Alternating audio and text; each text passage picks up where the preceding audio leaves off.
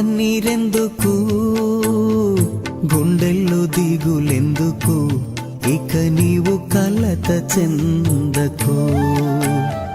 నెమ్మది లేకున్నదా, గుండెల్లో గాయమైనదా, ఇక అవి ఉండబోవుగా. యేసే నిరక్షణ, యేసే నీ నిరీక్షణ, యేసే నిరక్షణ, యేసే నీ నిరీక్షణ. కళ్ళల్లో కన్నీరెందుకు, గుండెల్లో దిగులెందుకు, ఇక నీవు కలత చెందకు. నెమ్మది లేకున్నదా, గుండెల్లో గాయమైనదా, ఇక అవి ఉండబోవుగా.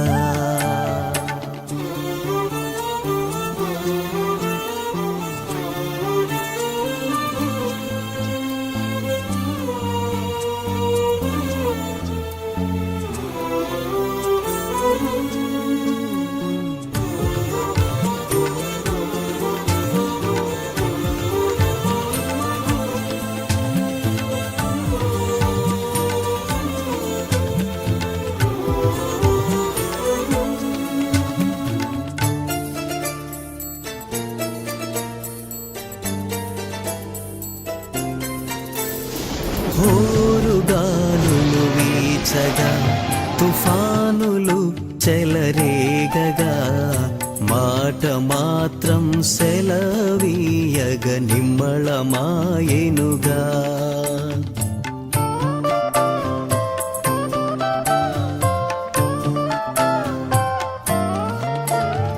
హోరుగాలులు వీచగా, తుఫానులు చెలరేగగా, మాట మాత్రం సెలవీయగ నిమ్మళమాయెనుగా.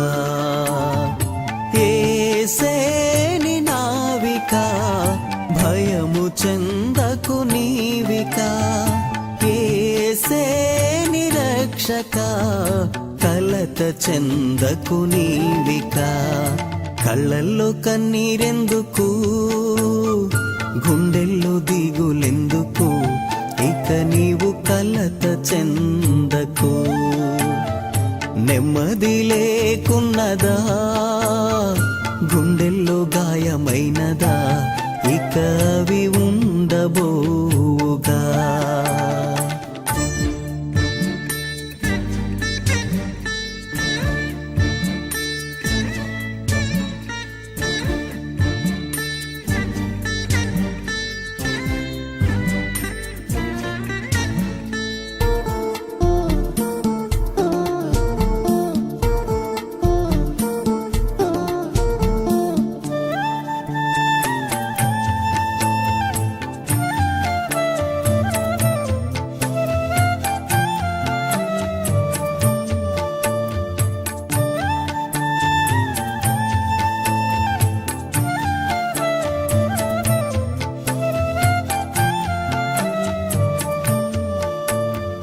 కరువు ఖడ్గములొచ్చినా, నింద వేదన చుట్టినా, లోకమంతా ఏకమైన భయము చెందకుమా.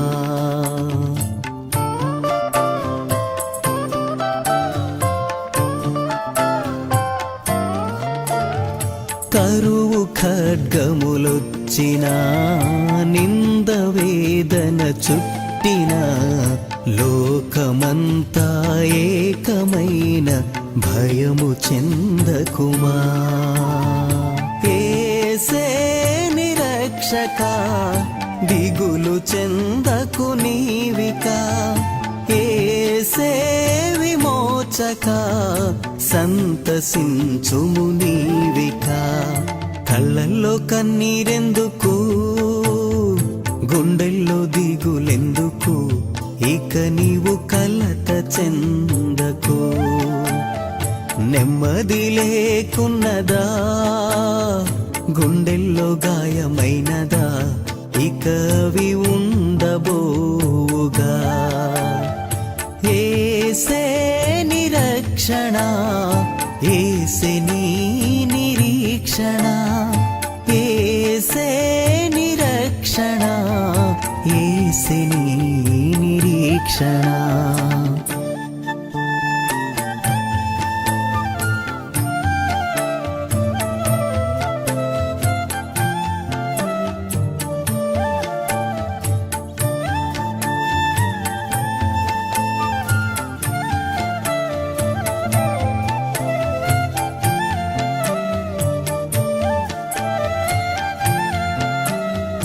ప్రభునందు ప్రియమైన సహోదరి సహోదరులకు యేసుక్రీస్తు నామమున నిరీక్షణ గడియల ద్వారా మీకు శుభావందనాలు తెలియజేస్తున్నాను. దైవకృప ఛానల్ ద్వారా ఆధ్వర్యంలో మరొకసారి మీతో దేవుని వాక్యాన్ని పంచుకోవడానికి దేవుడు నాకు ఇచ్చిన మంచి అవకాశాన్ని బట్టి దేవునికి వందనాలు తెలియజేస్తున్నాను. ప్రియులారా, ఈ సమయంలో దేవుని పరిశుద్ధ లేఖన భాగం నుండి నా అంశ భాగము నా గిన్నె నిండి పొర్లుచున్నది. కీర్తనల గ్రంథం 23 అధ్యాయం 5వ వచనంలో, నా శత్రువుల ఎదుట నీవు నాకు భోజనం సిద్ధపరచదువు, నూనెతో నా తల అంటి ఉన్నావు, నా గిన్నె నిండి పొర్లుచున్నది. జీవము గల మా దేవ, ప్రేమ కలిగిన మా యేసయ్య, నీకు వందనాలు. నీ కృపను బట్టి, నీ ప్రేమను బట్టి ఈ టీవీని వీక్షిస్తున్న ప్రతి బిడ్డను ఆశీర్వదించి దీవించండి. ఈ వాక్యం యొక్క భావన వారి జీవితాలకి మేలు ఆశీర్వాదకరం అనుగ్రహించండి నాయన. తండ్రి, నీ బిడ్డలను ఆశీర్వదించి దీవించండి. ఏ సమస్యలతో, ఏ ఇబ్బందులతో ఈ టీవీ ముందున్నారో వారి సమస్యలకి పరిష్కారం నువ్వు అనుగ్రహించమని అడుగుచున్నాను. నాయన, నీ కార్యము చేయండి, ఆశీర్వదించండి. నాయన ప్రభువా, ఇదిగో తండ్రి, నీ కృపలో భద్రపరచండి. యేసు నామమున అడుగుచున్నాను తండ్రి, ఆమేన్. ప్రియులారా, దావీదు ఇక్కడ ఒక మాట చెప్తున్నాడు మనకి. దేవుడు నా శత్రువులు ఎదుట నాకు భోజనాన్ని సిద్ధపరిచాడు, అంతేకాదు నా తల అంటాడు ఆయన. నా తల అంటిన వెంటనే జరిగిన సందర్భం ఏంటో తెలుసా? నా గిన్నె నిండిపోయి పొర్లుతుంది అంటున్నాడు. ప్రియులారా, మనం గమనించాలి, శత్రువు ఎదుట దేవుడు భోజనం సిద్ధపరిచాడట. సాధారణంగా శత్రువులకి మధ్యన ఉన్నది ఏంటండి? కక్ష, ద్వేషం, పగ, అసూయ, స్వార్థం, ఇవన్నీ కూడా ఉంటాయి. కానీ శత్రువుతో భోజనం చేయాలంటే, సాధారణంగా కలిసి భోజనం చేయాలంటే ఏముండాలండి?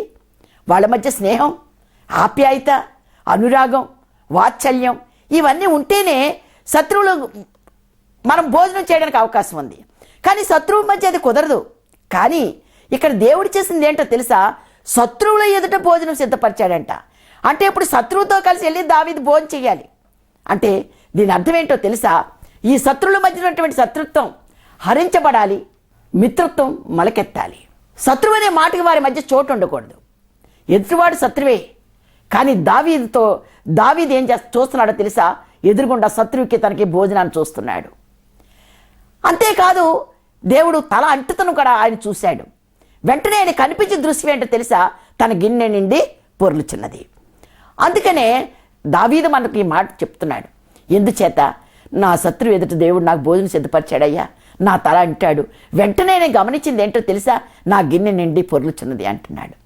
దావీదుకి ఎందుకు ఈ మాట చెప్తున్నాడు అని చూసినట్లయితే, సామెతల గ్రంథము 16వ అధ్యాయం 7వ వచనం అంటాడు, ఒకని ప్రవర్తన యెహోవాకు ప్రీతికరమగునప్పుడు నా శత్రువులు సహా వానికి మిత్రులుగా చేయుదును. అంటే దావీదుకి ఎందుకు చెప్పాడంటే ఈ మాట? దావీదును గురించి అంటాడు, ఆయన నా సేవకుడు అంటాడు.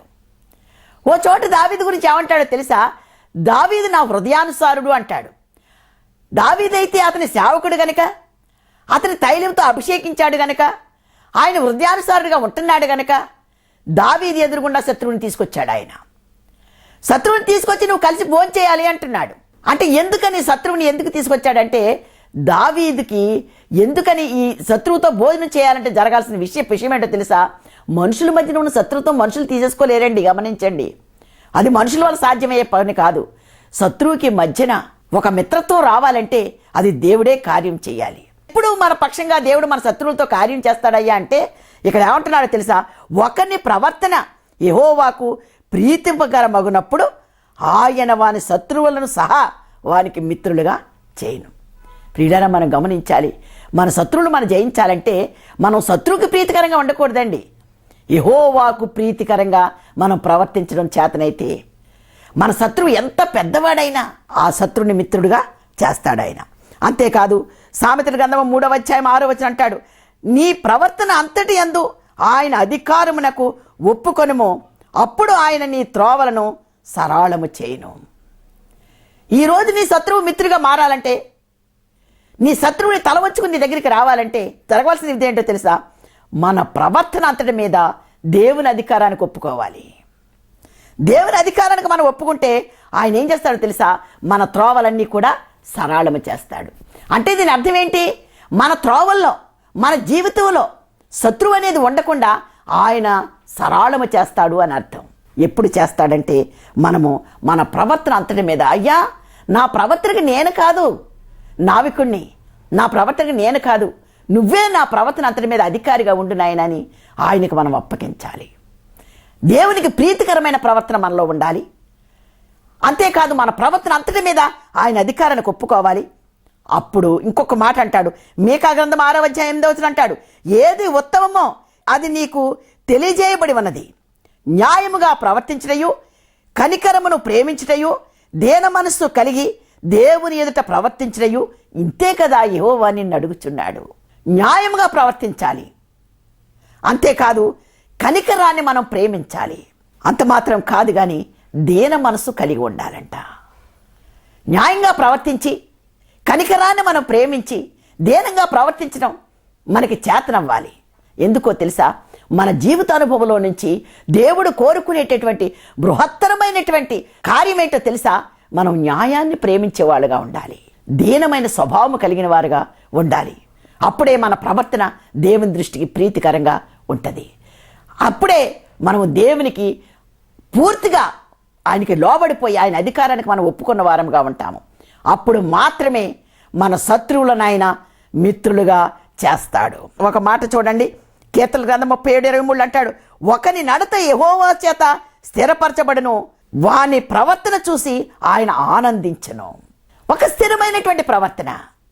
లోకంలో అస్థిరంగా ప్రవర్తించిన కారణం చేతనే ఎన్నో కుటుంబాలు కూలిపోతాయి, ఎన్నో జీవితాలు నాశనం అయిపోతాయి. అస్థిరత్వం అనేది మన జీవితానికి మంచి పేరు తెచ్చిపెట్టదండి. ఎవడైతే అస్థిరుడుగా ఉంటాడో వాడికి నిలకడలేని మనిషిరా అని సమాజంలో మనకు గౌరవం అనేది ఉండదు, కుటుంబంలో గౌరవం అనేది ఉండదు, స్నేహితుల మధ్య గౌరవం అనేది ఉండదు. కానీ ఇక్కడ ఏమంటున్నాడు తెలుసా? ఒకని నడత ఎవరి చేత స్థిరపరచబడాలంటే యెహోవా చేత స్థిరపరచబడాలి. ఆయన వాక్యం ద్వారా మన జీవితం స్థిరపరచబడాలి.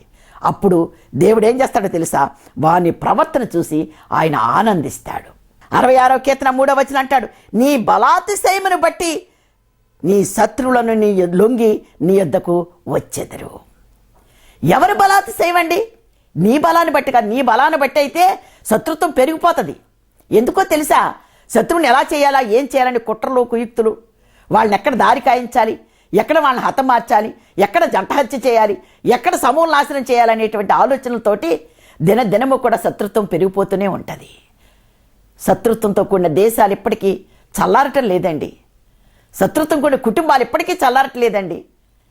ఈ లోకంలో ఎంతోమంది ఒకరినొకరు నడుక్కుంటూ చచ్చిపోతూ వెళ్ళిపోతున్నారు. ఎందుకో తెలుసా? శత్రుత్వం విజృంభిస్తుంది గనక. మీరు చూడండి, ఎవరైనా ఎందుకు వాళ్ళు కొట్లాడుకున్నారంటే పాత కక్షలు. మరి తాతల నాటి కక్షలో, తండ్రుల నాటి కక్షలో, కుమారుల నాటి కక్షలో మనకు తెలియదు. కానీ ఒకటే దాని సింబల్, ఒక మాట ఏం చెప్తారంటే వాళ్ళకి పాత కక్షలు ఉన్నాయంటారు.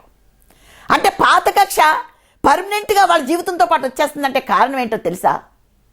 వాళ్ళ నడత దేవునికి అప్పగించబడలేదు కనుక దేవుని యొక్క బలాతిశయమును బట్టి ఆయన మన శత్రువులను మిత్రులుగా చేస్తాడు. గమనించండి, ఏ క్రైస్తవుడు కూడా శత్రువుతో పోరాడకూడదు. శత్రువుని చూసి శత్రువు వైపు చూడకూడదు. దేవునికి ఇష్టంగా ప్రవర్తించటం, దేవుని అధికారానికి ఒప్పుకోవడం, దేవుని ఆనందింప చేయడం, ఈ పరిస్థితులు మన జీవితంలో ఉండాలి తప్ప మన శత్రువు వైపు ఎంత బలమైన వాడో, ఎంత హోందా కలిగిన వాడో ఆ శత్రువు వైపు మనం చూడడానికి వీలు లేదు. కనుక అందుకనే దావీదుకి అంటున్నాడు, నా శత్రువుల ఎదుట దేవుడు నాకు భోజనం సిద్ధపరిచాడు అంటున్నాడు. అదే ఇంకో మాట చెప్పనా? ఆయన దావీదు ఎడల ఎంత శ్రద్ధ కలిగి ఉన్నాడో తెలుసా? ఆయన నా సేవకుడు అంటున్నాడు, నా హృదయానుసారుడు అంటున్నాడు, నేను అభిషేకించిన వాడు అంటున్నాడు. దేవుని సేవకుడుగా నువ్వుంటే, దేవుని ఆరాధించేవాడుగా నువ్వుంటే, దేవుని కొరకు అభిషేకించబడిన వాడుగా నువ్వుంటే దేవుని హృదయాన్ని అనుసరించి నువ్వు నడుచుకుంటే ఈరోజు నీ శత్రువులు కూడా ఎదుట కూడా నీకు భోజనం సిద్ధపరచడానికి దేవుడు ఇష్టపడుతున్నాడు. అంతేకాదు ఇంకొక మాట అంటాడు, నా తల అంటుచున్నాడు. ఆయన తల అంటుతున్నాడటండి, శత్రువు తల కాదు. గమనించండి, ఎవడైతే దేవుని సేవకుడిగా ఉన్నాడో, ఎవడైతే దేవుని హృదయానుసారుడిగా ఉన్నాడో, ఎవడైతే దేవుని అధికారం లోబడి జీవిస్తున్నాడో వాని తల అంటుతున్నాడంట. గమనించండి, అంటే శత్రువు తల అంటలేదు ఈయన. అంటే మన శత్రువుని జయించాలంటే మొదట రావలసిన మార్పు మనలోనే. గమనించండి, ఇక్కడ ఏమంటున్నాడు తెలుసా? ఆయన తల అంటటువంటి అర్థం ఏంటి? తల దేనికి సంకేతం అండి? తలలోనే మన ఆలోచనలు, దురాలోచనలైనా, దుష్ట ఆలోచనలైనా, కక్షపూర్తి ఆలోచనలైనా తలలోనే ప్రారంభిస్తాయి. అందుచేత మనకి ప్రక్షాళన తల మీద తలకు అంటుతున్నాడు అనమాట. నూనె పరిశుద్ధాత్మకి సాదృశ్యం. అంటే మన ఆలోచనలో ఉన్నటువంటి కళంకాన్ని అంతా కడిగివేయడానికి ఆయన పరిశుద్ధమైనటువంటి తైలాన్ని తలాకి అంటుతున్నాడు. ఆయన కీర్తనలు 5:7 అంటాడు, చెలికాండ్ర కంటే హెచ్చగునట్లుగా ఆనంద తైలముతో అభిషేకించుచున్నాను. చెలికాడు కంటే కూడా, మన స్నేహితుల కంటే కూడా, మన బంధువుల కంటే కూడా మన స్థాయి పెంచడం కోసం, మన ఘనత పెంచడం కోసం, మన కీర్తి పెంచడం కోసం ఆయన మన తలకి అభిషేకం చేస్తున్నాడు. అంతే తప్ప ఆయన ఎందుకో చేయట్లేదు తలలో. అందుకనే దావీదు చోట అంటాడు, నాయనా నీకు ఆయాసకరమైనది ఏదైనా నాలో ఉందేమో ఒకసారి చూసి వాటిని కడిగేయి నాయనా అంటాడు. దావీదు తలంపుల్లో కూడా దేవుని వ్యతిరేకుంటం ఇష్టం లేదు కనుక ఆయన తలను అంటడానికి ఆయన ఇష్టపడుతున్నాడు. నిర్గమాకాండం 25:6 అంటాడు, ప్రదీపమునకు అభిషేక తైలము నేను వారిలో నివసించెదను. అంటే పరిశుద్ధాత్మ మనలో నివసించాలి. అప్పుడు దావీదు అంటున్నాడు, నా శత్రువు నా భోజనం సిద్ధపరిచాడు, నేను ఎలా తినాలనో చేత కావట్లేదు. వెంటనే ఆయన వచ్చి నా తల అంటేశాడు. అంటే నాలో ఉన్నటువంటి సమస్త కల్మషాన్ని కూడా తన అభిషేక నూనె ద్వారా నా తలలో ఉన్నటువంటి కల్మషాన్ని ఆయన కడిగివేశాడు. దావీదు ఎప్పుడు కూడానండి, నాయనా హిస్సోపుతో నన్ను కడుగు, నాయనా నీకు ఆయాస్కరమేమో నాకు కడుగు. ఎప్పుడూ కూడా తనలో ఒక నూతనత్వాన్ని కోరుకునేవాడు దావీదు. నేను ఎక్కడైనా తప్పు చేస్తున్నానేమో నన్ను ఒక్కసారి కడుగు, నీ కన్నులు నన్ను చూస్తున్నాయి, రహస్యంగా నేనేమి చేయలేనంటాడు. అంటే ఎదుటిగా శత్రువుకి తనకి పెట్టిన భోజనాన్ని తినాలి అంటే ముందు దావీదుని కరెక్ట్ చేయడానికి ప్రయత్నించాడు దేవుడు. కనుక ఆయన ఆలోచనలో మార్పు, ఆయన తలంపుల్లో మార్పు. వాడు నాకు శత్రువు కాదు అనుకునే పర్యంతం కూడా నూనెతో ఆయన తల అంటాడు. ఈ ప్రక్రియ జరిగిన వెంటనే దావీదు అనుభవంలో అక్కడ వెదరకుండా కనపడుతుంది ఏంటో తెలుసా? గిన్నె నిండి పొరలటం ప్రారంభించింది. ఏంటి గిన్నె నిండడం అని చూసినట్లయితే యోహాను సువార్త 15వ అధ్యాయము 11వ వచనం అంటాడు, మీ యందు నా సంతోషం ఉండవలనని, మీ సంతోషము పరిపూర్ణము కావాలనని. అంటే గిన్నె నిండడం అంటే అర్థం ఏంటంటే 2 అర్థాలు. మన హృదయం అనే గిన్నె నిండాలి, మన కుటుంబం అనే గిన్నె కూడా నిండాలి. మన హృదయం అనే గిన్నె ఆత్మీయమైనటువంటి అనుభవాలతో నిండాలి. మన కుటుంబం అనే మన కుటుంబం అనేటటువంటి గిన్నె సంపదలతోనూ ఐశ్వర్యతోనూ ఆశీర్వాదాలతో నింపబడాలి. ఇది జరగాలి అంటే నీ శత్రువుకి నీకు మధ్య రాజీ జరగాలి. నువ్వు శత్రువుతో కలిసి నువ్వు భోజనం చెయ్యాలి. అందుకనే దేవుడు ఒక ప్రణాళిక చెప్పిన దావీదుకి భోజనాన్ని ఎదురుగుండా పెట్టేశాడు. భోజనాన్ని ఎదురుగుండా పెట్టుకొని తన రాజుకు బోలంతమంది ఉంటారు కదా, వాళ్ళని తీసుకురాలేదు, శత్రువులు తీసుకొచ్చాడు.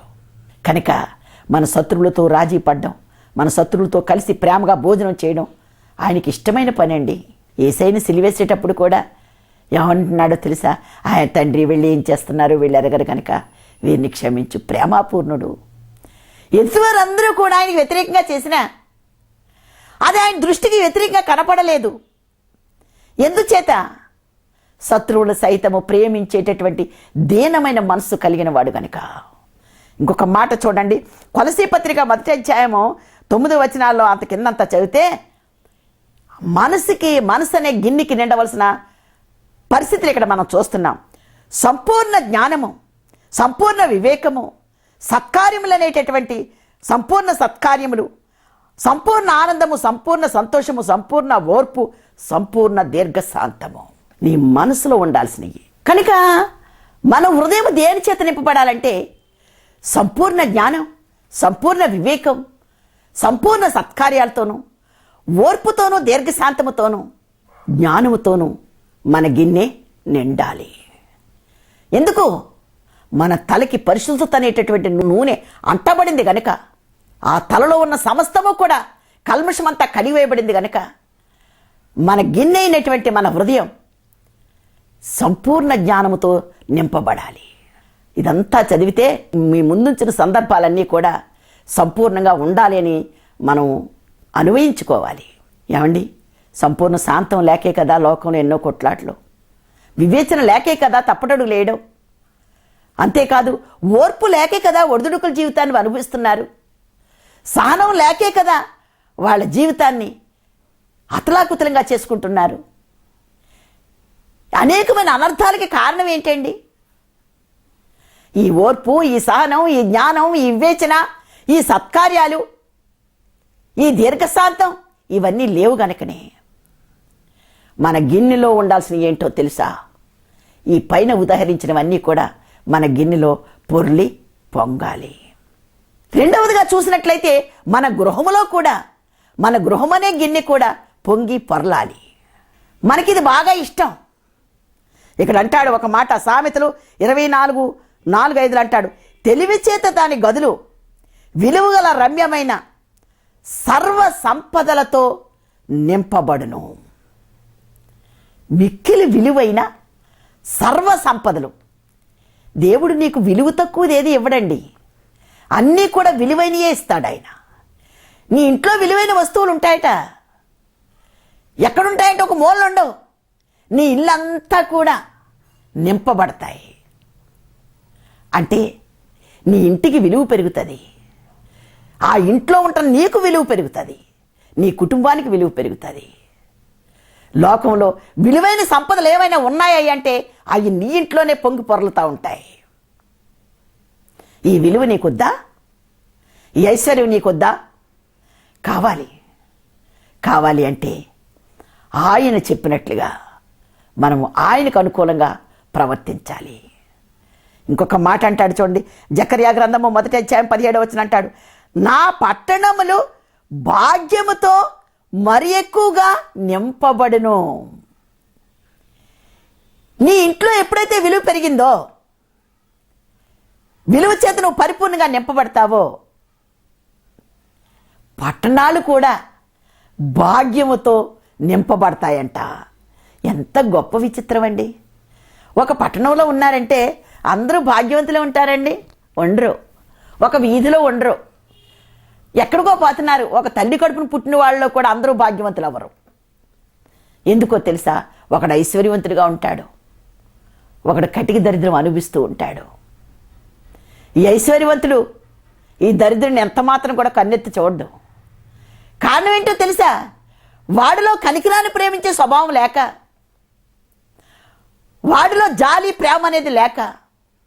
ఇక్కడ దేవుని మాట గనక లోబడితేనండి, దేవుడు గనక మనల్ని తన పరిశుద్ధాత్మ శక్తితో మన పరిశుద్ధపరిస్తే ఇక్కడ జరిగే సందర్భం ఏంటి తెలుసా? పట్టణాలే భాగ్యంతో నింపిపోతాయంట. మన పట్టణాన్ని కాదు, మన ఇంటిని భాగ్యంతో నింపుకుందాం, మన గ్రామాన్ని భాగ్యంతో నింపుకుందాం, మన దేశాన్ని భాగ్యంతో నింపుకుందాం. ఈ విధంగా మనం నింపుకుంటే దరిద్రత అనేది ఉండదు. చాలామంది నాయకులు అంటారు, దరిద్రుడు అనేవాడు కనపడకుండా నేను పరిపాలన చేస్తానంటాడు. ఇది గూడు లేనివాడు నాకు కనపడకూడదు అంటాడు ఒక ఆయన. ఏమండి, గూడు లేనివాడు కనపడకూడదంటే రోడ్డు పక్కన టెంట్లు ఎందుకు ఉన్నాయి? దరిద్రుడు ఉండకూడదంటే రోడ్ల మీద అడుక్కునేవాడు సంగతి ఏం చేద్దాం? అంటే దీని అర్థం ఏంటో తెలుసా? మనిషికి ఎంత ఉద్దేశాలు, దరిద్రత అనేది లేకుండా పట్టణాన్ని కానీ దేశాన్ని కానీ చేద్దామన్నా, లేక ఒక రాష్ట్రాన్ని చేద్దామన్నా అది దేవుని వల్ల మాత్రమే సాధ్యం, అంతే తప్ప మనుషుల ఆలోచనల వల్ల జరిగే పని కాదు. కనుక దేవుని అధికారానికి మనం ఒప్పుకోవాలి, దేవునికి ఇష్టమైన ప్రవర్తన మనం చెయ్యాలి, ఆయనకు అనుకూలమైన పాత్రలుగా మనం ఉండాలి. కనుక మన జీవితంలో దావీదు అంటున్నాడు, అయ్యా నాకు శత్రువు ఎదుట భోజనం సిద్ధపరిచాడు ఆయన. అంతేకాదు, ఎందుకో శత్రువు ఎదుట భోజనం అక్కడ ఉంది, వెంటనే నా తల అంటేశాడు ఎంతో. అంటే శత్రువు దగ్గరికి వెళ్ళాలంటే నన్ను సిద్ధపరిచాడు ఆయన. చాలా జాగ్రత్తగా వినండి ఈ మాట. నీ జీవితంలో కూడా నీ శత్రువుని జయించాలంటే నీలో ఒక పరివర్తన, ఒక మార్పు అనేది రావాలి. వెంటనే జరిగిన సందర్భం ఏంటో తెలుసా? శత్రువుని ఎదుట ఆయన వెళ్ళి భోజనం చేయాలంటే తల పరిశుద్ధత చేత శుద్ధి చేయబడింది. తలలో ఉన్నటువంటి సమస్త కల్మషము, ఆలోచనలో ఉన్నటువంటి కల్మషము, ఉద్దేశాల్లో ఉండే కల్మషము శుద్ధి చేయబడింది. అందుచేతనే వెంటనే దావీదు చూసుకునేటప్పుడు జరిగిన సంగతి ఏంటో తెలుసా? ఆయన హృదయం అనే గిన్నె నిండబడింది, ఆయన పట్టణం అనే గిన్నె నిండబడింది, సకల సంపదలతో సౌభాగ్యాలతో నింపబడింది. ఈ సౌభాగ్యం, ఈ ఆశీర్వాదం నీకు కావాలంటే దేవునికి ఇష్టమైన ప్రవర్తన నువ్వు కలిగి ఉండాలి. దేవునికి ప్రీతికరమైన ప్రవర్తన నువ్వు కలిగి ఉండాలి. అందుకే దావీదు చెప్పిన సాక్ష్యం నీ జీవితానికి కూడా కావాలి. కనుక దావీదు అనుభవంలో నుంచి మనం నేర్చుకున్న సత్యం, మన శత్రువులతో భోజనం పెడతాడు ఆయన, మన తల అంటుతాడు. అప్పుడే మన జీవితాల్లో గొప్ప ఆశీర్వాదాలు, మన హృదయం అనే గిన్నె, మన గృహం అనే గిన్నె ఆశీర్వాదాలతో నింపి పొంగి పొర్లేటట్టు చేస్తాయి. అంటే పొర్లిపోతుంటుంటే కింద పడిని అన్నీ కూడా మన చుట్టూ ఉన్నవారు కూడా ఆశీర్వాద బిడ్డలైపోతారు. కనుక ఇలాంటి ఆశీర్వాదం పొందుకోవడానికి మీరు సిద్ధపడాలని కోరుతూ నా మాటలు ముగిస్తున్నాను. ఈ మాటలు దేవుడు ఆశీర్వదించి దీవించునుగాక. చిన్న ప్రార్థన. జీవం గల మా దేవా, ప్రేమ కలిగిన మా యేసయ్యా, నీకు వందనాలు, స్తోత్రాలు ప్రభువా. నీ అపారమైన ప్రేమను బట్టి, ఈ కృపను బట్టి నా ప్రభువా, ఇదిగో తండ్రి నాయన, దావీదు అనుభవంలో నుంచి ఇంతవరకు నువ్వు మాతో మాట్లాడినందుకే వందనాలు. ఆశీర్వదించి దీవించండి ప్రభువా. ఈ వాక్యం వినిచిన బిడ్డలతోనే దీవెనుంచండి. ఈ టీవీ ముందు ఎంతమంది అయితే నా ప్రభు నాయన అనారోగ్యంతో బాధపడుతున్నారో వారిని ముట్టి స్వస్థపరచండి ప్రభువా. సమస్యలతో ఉన్న వారికి విడుదల దయచేయండి ప్రభువా. ఏ కుటుంబాల్లో లోటుందో, ఈ లోటున్న ప్రతి కుటుంబం ప్రభువా నింపబడాలి నాయన. సమృద్ధిగా నా ప్రభు ఆశీర్వాదాల చేత వారి గిన్నె నిండి పొరలాలు దేవా, నీకు వందనాలు, స్తోత్రాలు ప్రభువా. వారి సమస్యల నుంచి, ఇబ్బందుల నుంచి, ఇరుకుల నుంచి విడుదల కావాలి ప్రభువా. చదువుతున్న బిడ్డలు నా ప్రభువా నాయన, పరీక్షల కోసం సిద్ధపరిచిన బిడ్డలని జ్ఞాపకం చేసుకోండి రాజా. వాళ్ళ పరీక్షల్లో గొప్ప విజయాన్ని దయచేయి బాబు, నీకు వందనాలు. ఆత్మీయ జీవితంలో బలపరచండి దేవా నాయన. బిడ్డలు ఎంతమంది అయితే నా ప్రభు నాయన ఈ వాక్యం చూస్తూ నా ప్రభు నాయన శత్రువుల కొరకు ఆలోచిస్తున్నారో, ఈ రోజు వారి శత్రువులు మిత్రులుగా మార్చబడాలంటే, దేవునికి ప్రీతికరంగా జీవించాలన్న ఒక ఆలోచన, ఒక చింత వారిలో పెట్టండి రాజా, నీకు వందనాలు. శత్రుత్వం పెరిగే కొద్దీ కూడా సమస్యలు పెరుగుతున్నాయి ప్రభువా. శత్రుత్వం పెరిగే కొద్దీ కూడా దేశం నాశనం అయిపోతుంది ప్రభువా. శత్రుత్వం పెరుగుతుంటే కుటుంబాలు నాశనం అయిపోతున్నాయి ప్రభువా. అలాంటి నాశనకరమైన పరిస్థితులను తప్పించాలంటే, ఈరోజే మేము శత్రువులను ఓడించాలంటే, శత్రువులు మాకు మిత్రులుగా మార్చబడాలంటే ప్రీతికరమైన ప్రవర్తన మాకు నేర్పించండి. చూచున్న బిడ్డలందరిని ఆశీర్వదించి దీవించండి. దైవకృప ఛానల్ వారిని ఆశీర్వదించి దీవించండి ప్రభువా. నన్ను, నా కుటుంబాన్ని ఆశీర్వదించండి ప్రభువా. ఈ చిన్న మనం నీ పాదరి చేర్చుకొని ప్రతి బిడ్డను ఆశీర్వదించి దీవించమని, వారి గిన్నె, వారి కుటుంబం పొంగి ఆశీర్వాదాలతో పొంగి పొర్లేటట్టుని కార్యం చేయమని యేసు నామమున అడుగుచున్నాను తండ్రి. ఆమేన్. దేవుడు మిమ్మల్ని దీవించుగాక.